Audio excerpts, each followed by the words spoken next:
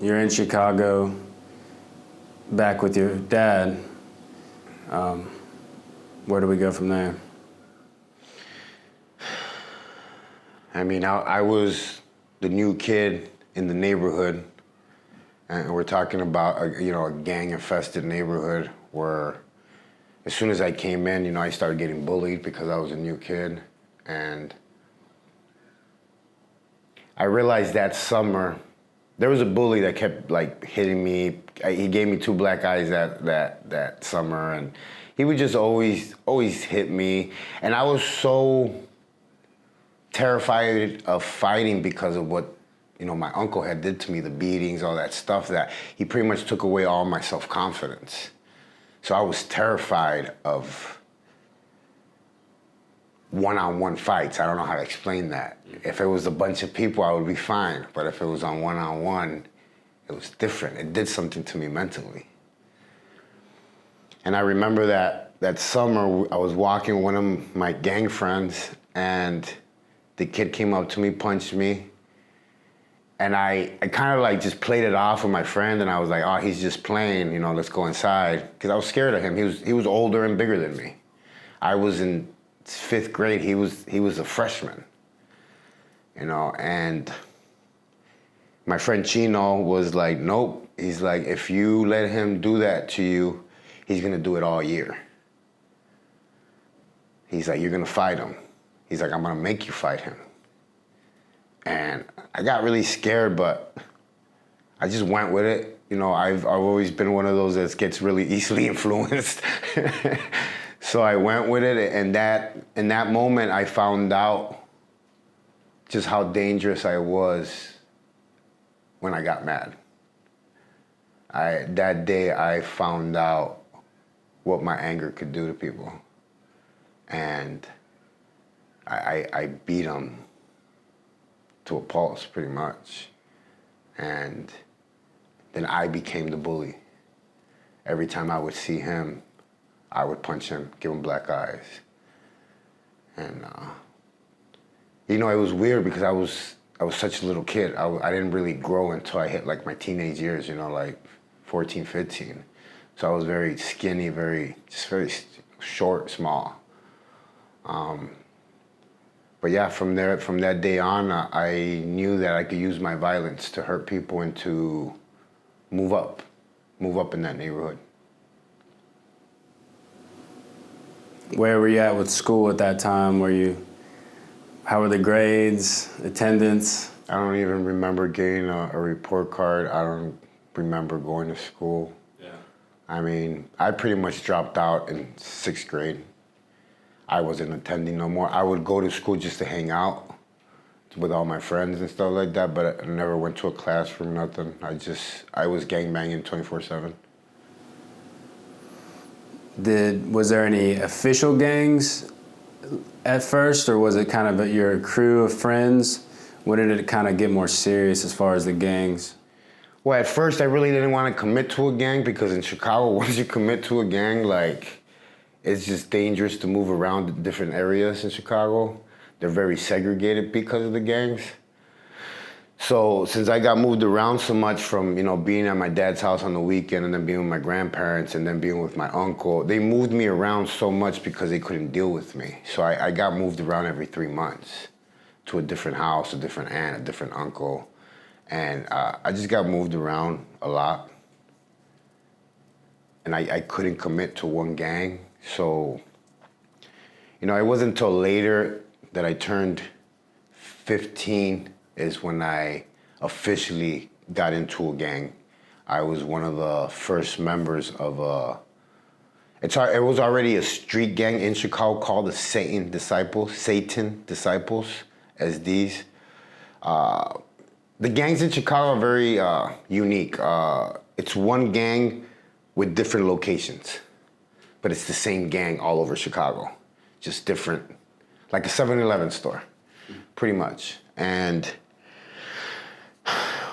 the 59 SDs had gotten started that summer. I was one of their first members, and I mean, I just remember that summer we caused havoc. There was 10 of us, and we were all highly damaged. You know, all my friends, the kids that I hung around with. A lot of them are dead now. A lot of them are in jail, and few are alive.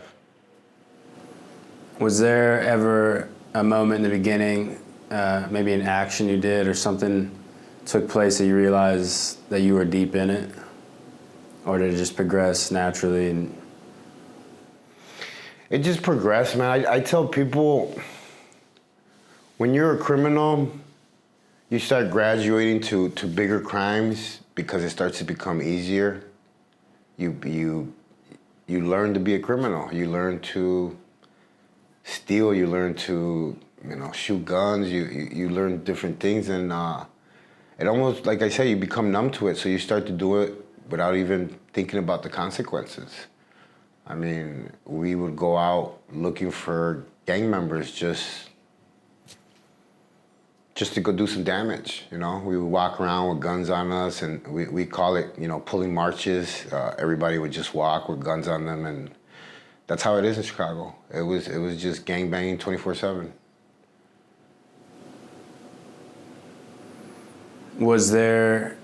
Did you have any moral code? Was there anything that was crossing the line for you as far as that gang life, or were you? I had some codes, no women, no children. I hate drive-bys. I always thought it was like stupid. Like, if you were gonna go do something, go do it to that person. Don't. I know it sounds crazy to have, I guess, code, but to not kill somebody doesn't have nothing to do with what we're doing, So I guess you could say I had some codes in my life. So how did it progress from what you were doing in Chicago to ending up in Mexico once again, but in a different situation? So I had a friend. Her name is Valerie, and she was like a sister to me. She knew that I was always on the streets. She knew I was always homeless. She knew I was always hungry. I was that kid, and she always, I guess you could say, try to help me out in her own way. Yeah, it was, delivering drugs or doing criminal activities, but, she got me a job. And she's the one that got me the job to go work for a family in Mexico that, later progressed into something bigger. And so you were happy at that opportunity? I was very much, because I figured that I was going to be the next El Chapo, like I was gonna be somebody in life. Ambitious. Yeah. I wanted it all. So what were the opportunities that she brought to the table for you? I mean, I always tell people I was 16 years old making, 12 grand, 10 grand, 20 here, 30 there. I mean, it changed me. And I thought that I had found the answer to life. Money fixes everything, even my pain. So I started getting deeper into it, and, I started doing my little, just winning people over. I won some of the people over in Mexico, the families, and I started getting more into, working pretty much full time for them, and just getting my cut and just staying in there. I wanted to learn everything that they were doing, because I wanted to do it, but better. So how did you end up in the Mexico prison? I started running cars for a family in Mexico, making sure that the cars were leaving the city, getting to Chicago, getting the tanks off. I guess you could say like a manager, managing everything, the money and stuff like that. And on my last trip, I got caught by the military, and I ended up in prison in Mexico. What was your first impressions of the prison in Mexico walking in? I mean, I'm not gonna lie, I was terrified when I walked in. I played it off like I wasn't, but I was truly scared, because it was bad. Those horror stories that you hear about Mexican prisons, they're true. They're true. It's real prison over there. It's not It's not the United States. It's not a 5-star hotel. You don't get 3 meals in a bunk. Doesn't work like that over there.